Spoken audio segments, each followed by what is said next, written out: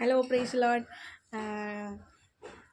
நம்ம இன்னைக்கான வீடியோவில் பார்த்தீங்கன்னா நம்ம வந்து இயேசு கிறிஸ்துவோட வருகை வந்து மிக சமீபமாக இருக்குது அப்படின்னு சொல்லிட்டு நம்ம அநேக அநேக தடவை நம்ம கேட்டால் கூட நம்ம வந்து நமக்குள்ள சில நேரத்துக்கு என்ன வருது, ஏங்கப்பா சீஷர்கள் வாழ்ந்த காலத்துலேருந்து இது வரைக்கும் இயேசு கிறிஸ்து வரான்னு சொல்கிறோம், ஆனால் வந்தபாடு இல்லையே அப்படின்ற கேள்வி நமக்குள்ளே வரலாம்.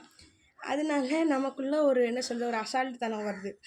சரி, அவர் வர்றதுக்கு லேட் ஆகும், நம்ம அதுக்குள்ளே நம்ம வேர்ல்ட்லி பீப்புள்ஸ் மாதிரி நம்ம வந்து இது வேர்ல்டை என்ஜாய் பண்ணுவோம். எவ்வளோ என்டர்டெயின்மெண்ட்ஸ் இருக்குது, எவ்வளோ காரியங்கள் இருக்குது, அதெல்லாம் நம்ம என்ஜாய் பண்ணாமல் இருக்கோமே.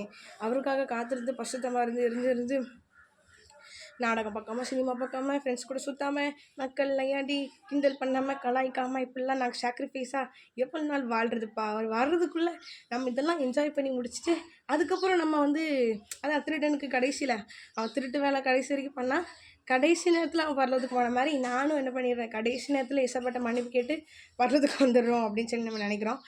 ஆனால் பார்த்திங்கன்னா நம்ம பைபிள்லேயும் ஆண்டவர் வந்து உவமையாக சொல்வார்.